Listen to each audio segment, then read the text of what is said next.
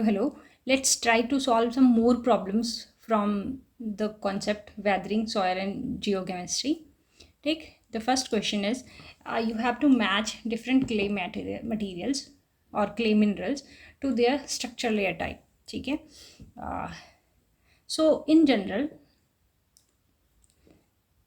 we have divided these clay materials into four categories. That is uh, kaolinite, illite, and smectite and chloride. ठीक, जो basic structure होता है वो क्योलाइनाइट का 1:1 structure होता है, जिसमें 1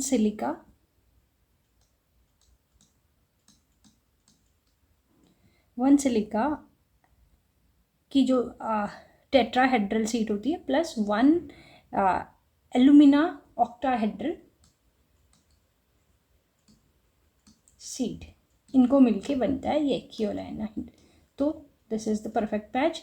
when it comes to illite, in it we have 2 layer of silica and 1 layer of alumina, but the potassium ions between layers, we introduce potassium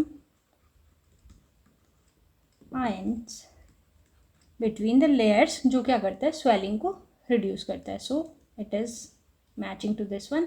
And when it comes to smectite, it is also 2:1. ठीक है, but इसमें क्या है 2 silica plus 1 aluminium. ठीक, तो correct order हो गया.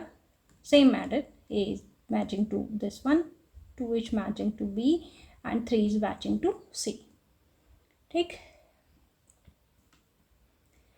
Next question is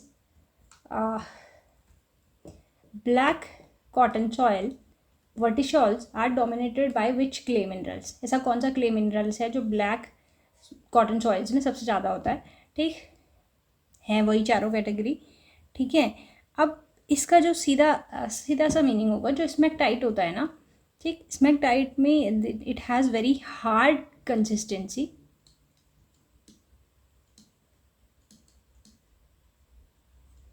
when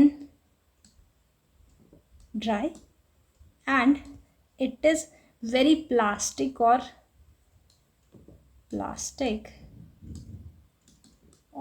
sticky when it is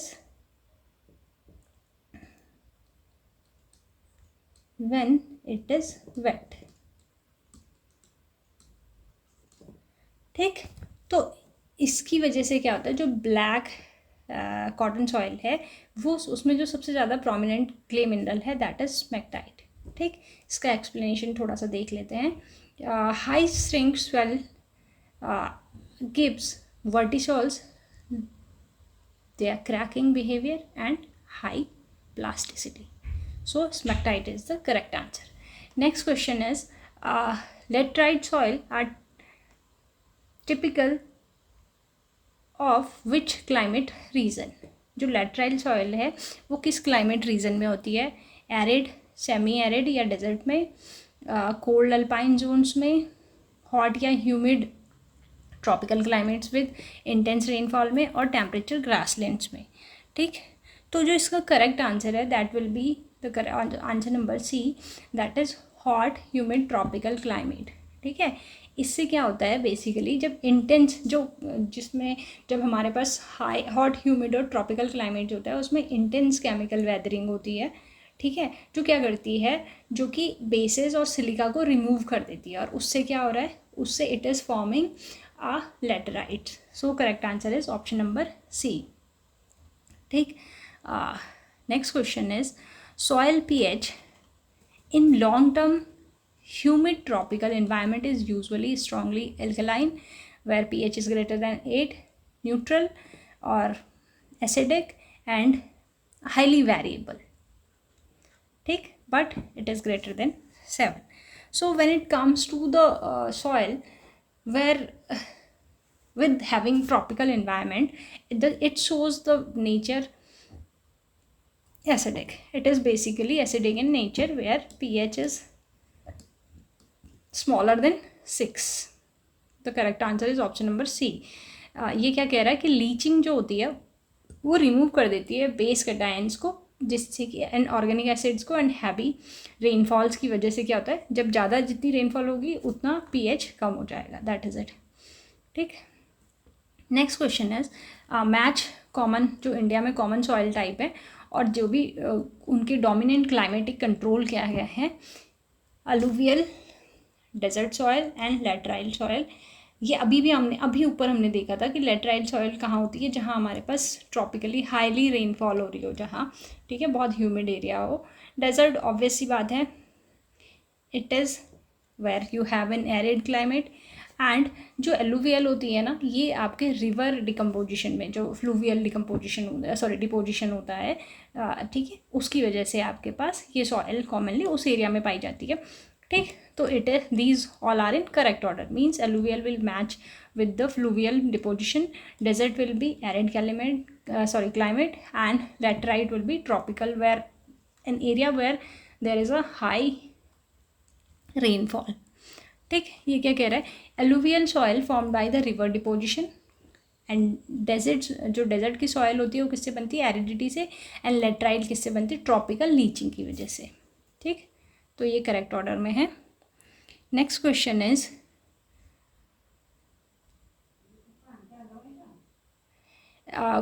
vertisol so high shrink swell because they are dominated by kaolinite, light smectite and organic colloids type। ठीक, तो अभी हमने थोड़ा सा ये देखा था कि जो ये क्ले का पैटर्न होता है ना, इसमें जो स्मेक्टाइट होता है ये थोड़ा सा स्वेलिंग वाला नेचर ये दिखाता है। ठीक, क्यों, क्योंकि इसमें पोटेशियम आयन नहीं होता है। हमने कहा था ना ये चारों कैटेगरी में इसमें 1:1, केओलाइनाइट में 1:1 रेशियो होता है सिलिका और एलुमिना का, where in case of light it is 2:1, but इसमें थोड़ा सा पोटेशियम आयन इंट्रोड्यूस होते हैं।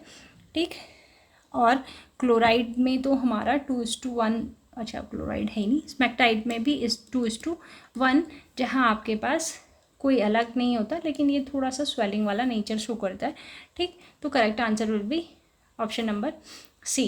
इसका थोड़ा सा एक्सप्लेनेशन देख लेते हैं, क्या कह रहा है, smectites interlayer expands in contracts with water, water के साथ ही एक्सपेंड भी होते हैं और कॉन्ट्रैक्ट भी होते हैं, जिससे क्या हो रहा है, which produce large volume changes.